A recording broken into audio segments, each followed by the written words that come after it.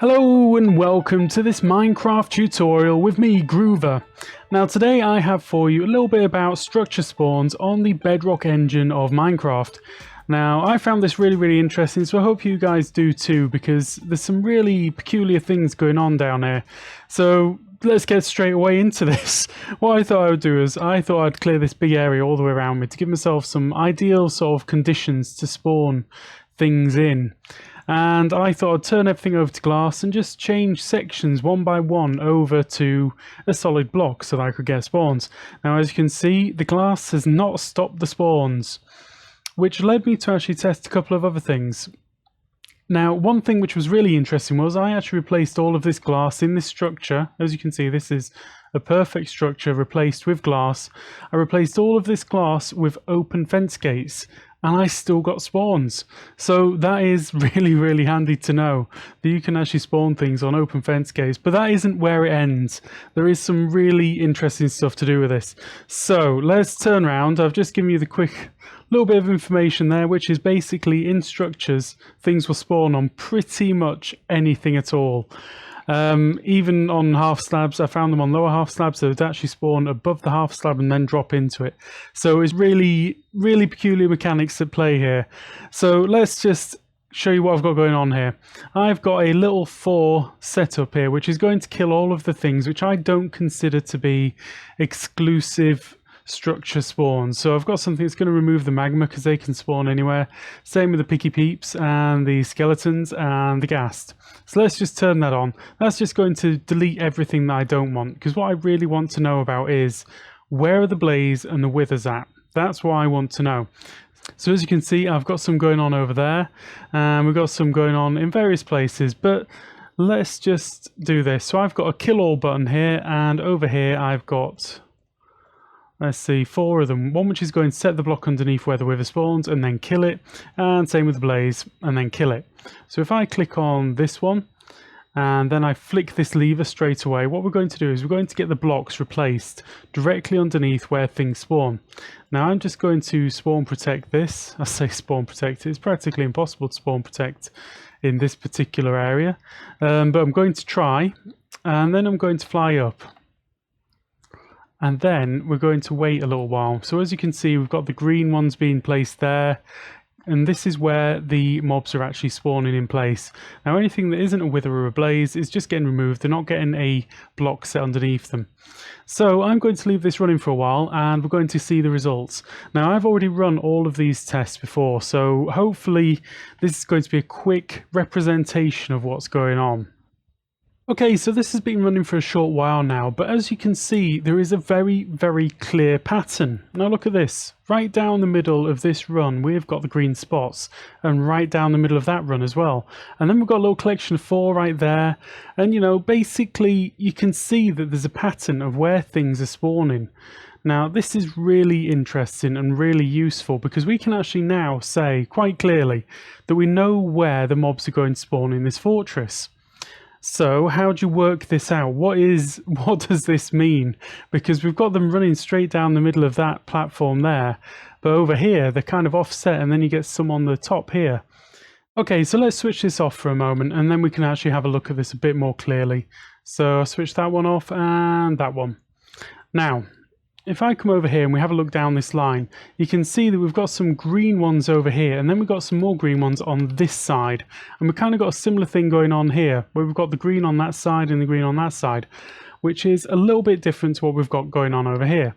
So like I said, this is about the structure piece, the piece of the structure and the middle of that piece.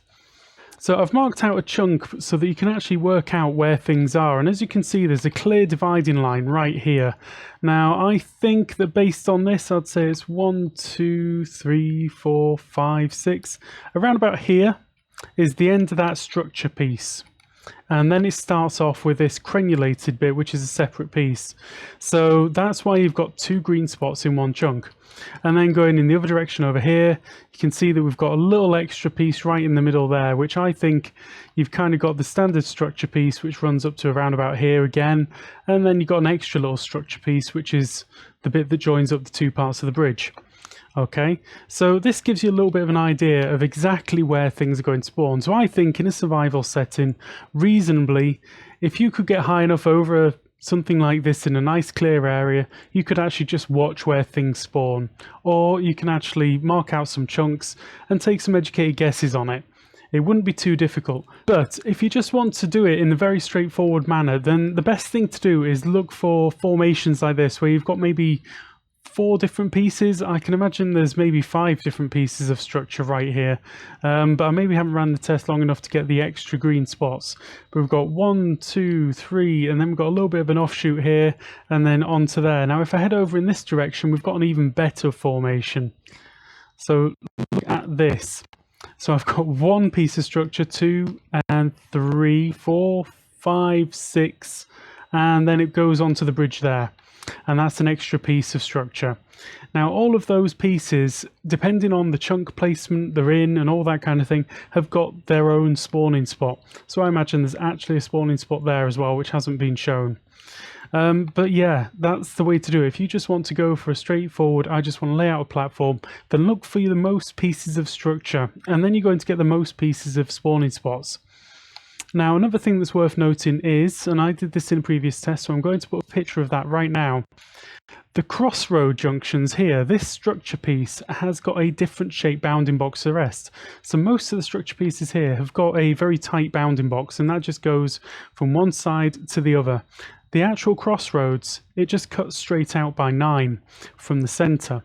So if I go from here, 1, 2, 3, 4, 5, 6, 7, 8, 9.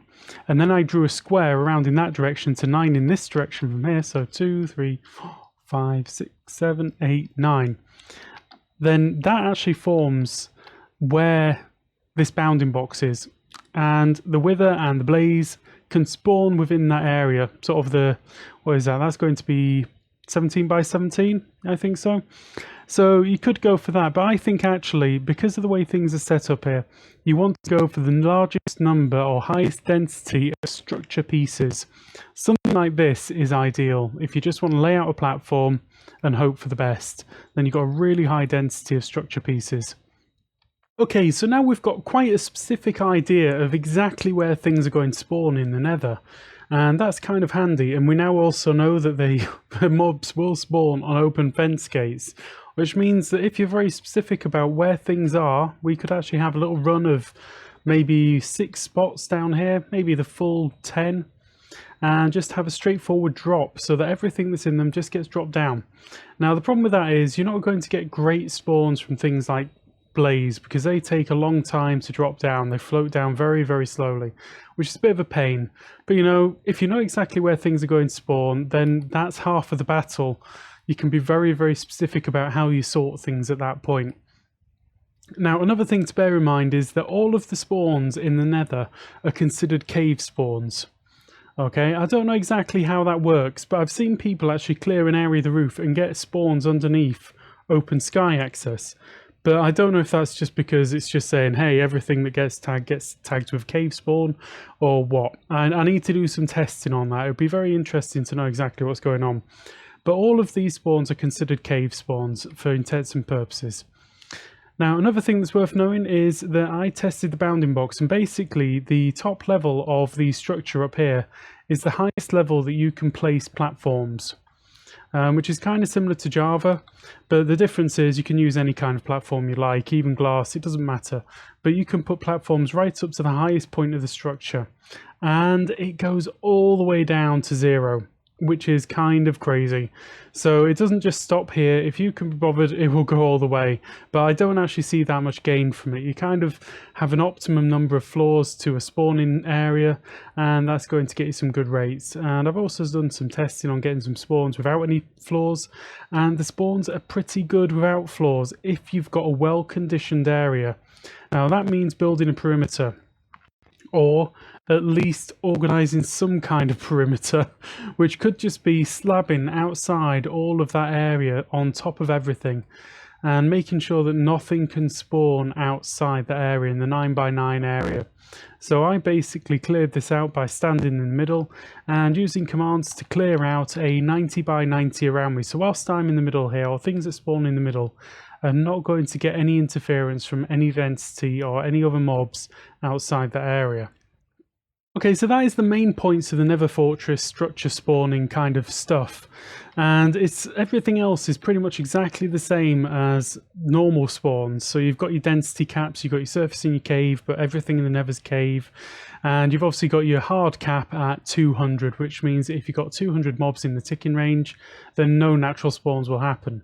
So yeah, that's kind of an interesting little setup there. Now, using that information, we can actually apply it to other types of structures as well. So you can apply the same logic to witch huts. So let's go and have a look at a witch hut. Right, so here we are over at the witch hut, and I've actually taken away the entire area here and conditioned it really carefully to make sure that I'm going to get the ideal conditions to spawn the witches. Now, the first thing that you'll notice is I'm getting spiders on this bottom level. And something that you wouldn't necessarily notice because I've already replaced it, is that this was actually the roof level of the hut. So it implies to me that if I actually have another layer above on this one, so let's get rid of you, and go on you. And if I just fill in this top layer right here with these blocks again, then I think I'm not going to get witches spawn on the top anymore. Okay, so I filled in that top level there, as you can see, and I know from my testing that I'm not going to get any witches spawn on the top there. I'm just going to get normal mob spawns on the top and normal mob spawns on the bottom. So that means that you can only really get 2 layers into your witch farm. However, we don't need to worry about that too much, because like I mentioned earlier, the structure spawns will actually spawn on pretty much any block at all. So if I can just work out exactly where the witches are going to spawn on this particular platform, then I can replace that block and the 3 blocks around it to be blocks which they're going to fall through. So if I come and stand over here, let's see, what have I got here? I've got the witch block and the witch kill. So if I place that there, as soon as a witch spawns, I should get a replaced block. And that is going to be the block that the witches are going to prefer to spawn on all the time. And like with the fortresses, this is basically to do with the shape of the structure and where it sits within the chunk. Now, because of the size of the actual witch hut, then mostly they're going to end up completely inside a chunk. There's no question of that. So yeah, I just need to wait for a little while for the witches to spawn. Now I get the feeling that actually it's quite slow rates as well, a bit like the slime farms, that if it tries to spawn something there and it says, right, this is not meant to spawn here, it'll just move on to the next attempt. It doesn't go, okay, I'm going to spawn something here and it's going to be a witch. So the rates are kind of slow, in my opinion anyway. We're just going to wait for a few minutes and see what we get. Okay, so I've had a couple of witch spawns up here, and this is exactly where they've been spawning. So what I can do is actually replace all of this with glass. So I'm not going to get these spawns down here as well, but as you can see, this is outside the bounding box.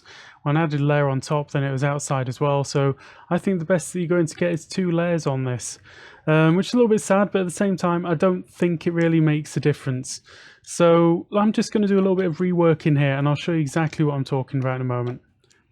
Right, so the first thing I've done is I've replaced everything there with glass so that only the witches can spawn inside that bounding box on the glass. Now don't get me wrong, this would not work anywhere else in the world. Because this is a structure, the witches are allowed to spawn on the glass. Probably a bug, if I'm honest, but you know, hey ho, we make the most of these things. Now the next thing is that we can actually remove some of these blocks. Now I think maybe there. If I just place in signs in these positions, and then we're going to just go down here and knock out these blocks below.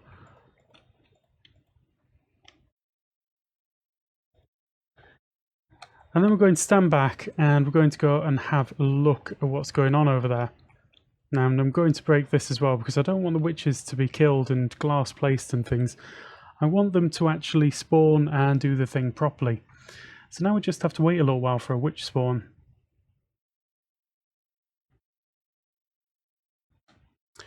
Right, and there we go. There's the witch spawning right in the middle of that open air area. As you probably saw just then, I'm going to wait for another one so that we can see exactly what's going on again. I just thought if I move to the middle here, then I might just optimize the spawns a little bit. There we go, and that was a witch spawning in midair. And like I said, that is them trying to spawn on top of the signs, and because the signs don't really hold them, they'll just drop straight through. So a reasonably efficient design for a witch farm would be to work out exactly where the witches are going to spawn and just have a drop chute going down to the bottom. Absolutely no problem. Now the other issue was about the number of spawns. Now, like the slime farm, I think this is hit by the fact that when a spawn attempt is made, it selects what type of mob to spawn there, and if it's not the right type of mob, then it's not going to do the spawn, so it'll only allow witches in this area. So I think you're only going to get around about 1/7 or 1/8 of whatever the rates could be. And it's also a really small space. If this was crossing a few chunk boundaries, if you could get one which had 4 chunks in there, then you should have 4 spots where witches could spawn, similar to the fortresses. But because of the size of the actual floor there, it's so small that it's not likely to happen. You'd be searching for a long time looking for one of these that's going to cross the boundaries. So to come back to the fortress here, I've completely cleared out the fortress and I've cleared a big area around it as well. And what you can see here is I've used those spots where I knew that the withers were going to spawn, and I used this mechanic as well where you can actually get the wither's head spawn inside certain transparent blocks. Now look at this, these guys are just trapped here. Now this concept could be used to create a reasonably simple wither farm. If I just do the /kill at E. Okay, so I've just killed all of the withers that are there. I'm just going to stand back for a little bit and we're just going to watch the spawns happen. And hopefully this text is going to clear in a moment. Now that one spawned a little bit off, but as you can see, the things that I don't want are just wandering off and falling down.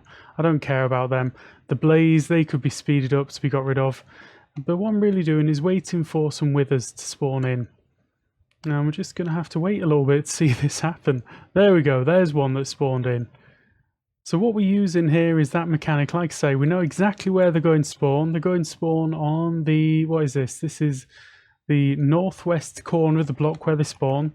And because of that, I can trap the head entirely inside this glass tube. And then they don't fall down. They can't walk away, but everything else just wanders off because I've put trapdoors and things around to make them think they can pathfind off. And then you can just go ahead and do the killing.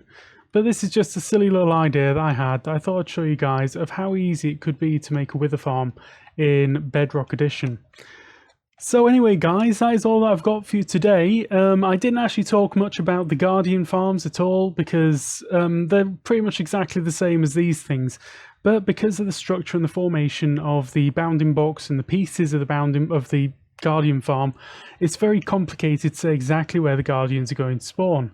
It's kind of messy, to be honest. I did a few tests on this and it isn't straightforward. You can't just say that the Guardians go and spawn in specific spots like you can with this here. So I didn't really go into that, but the basics are the same. They will still spawn on top of signs and all that kind of thing. So anyway guys, that is all that I've got time for today, and I just wanted to say thank you very much for watching. Now of course, if you found this useful or informative, or even if you just watched it this far, just drop me a like down below. It makes a big difference to my channel and it helps other people get to see this kind of content, and I hope that this was really useful. Now if you want to see some more of this, drop me a subscribe, and of course if you've got any questions, drop me a comment down below. I read all of the comments, and if you've got a question, I always try and answer those questions. So finally, I just wanted to say thank you very much for watching once again, and I'll see you again soon. Goodbye!